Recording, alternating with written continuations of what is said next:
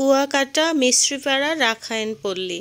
আজকে আপনাদের সঙ্গে শেয়ার করব আমরা কুয়াকাটায় গিয়েছিলাম। সেখানে একটা মিস্ত্রিপাড়া রাখাইনদের দোকান রয়েছে, আর সেখানে এত সুন্দর সুন্দর তাঁতের জিনিসপত্র পাওয়া যায়।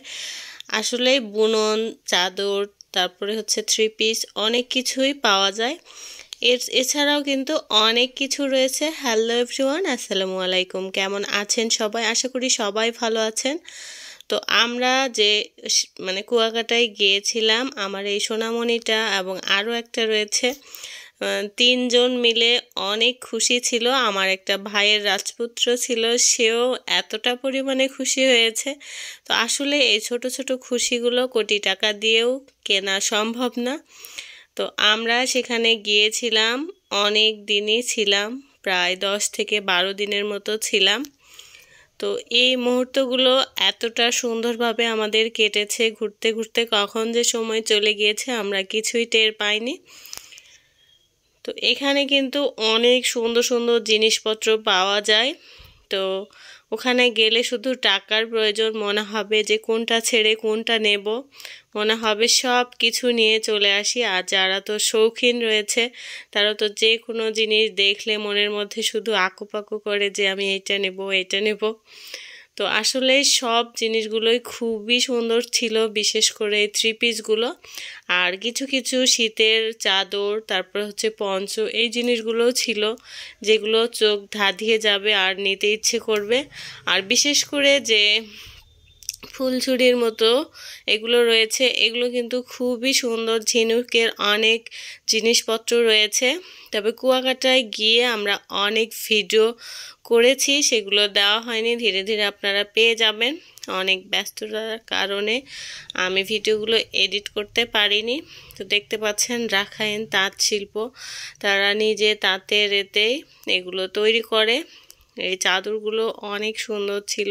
আর যে চাকমা ড্রেসগুলো রয়েছে, ছোট বড় কম্বো সেট পাওয়া যায় এখানে। তো আমার মেয়ের জন্য আমরা কিনেছিলাম এই ড্রেসগুলো, খুবই সুন্দর। এই তো ছোট রয়েছে, বড় রয়েছে।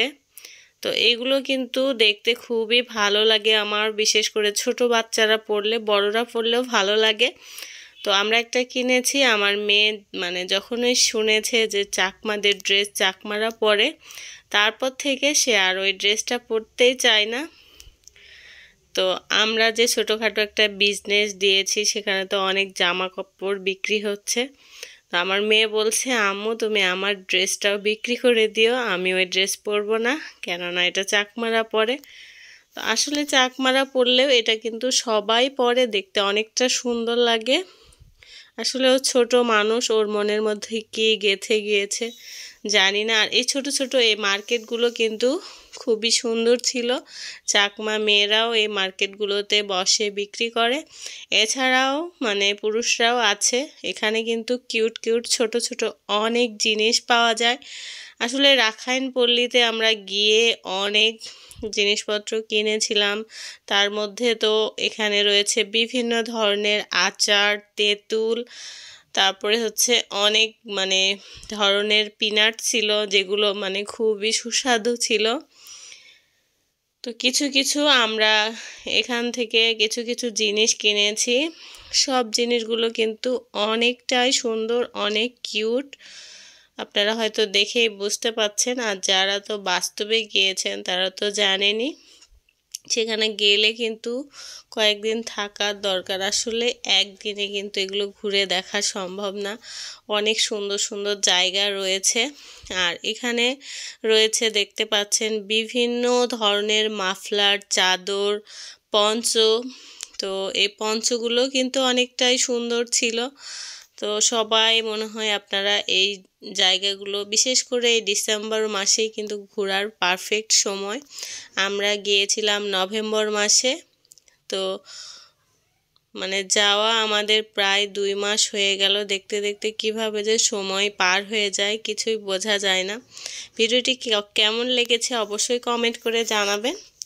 আর আবারও কুয়াকাটা সমুদ্র সৈকতের ভিডিও সামনে আসবে, আপনারা দেখতে পাবেন খুব শীঘ্রই।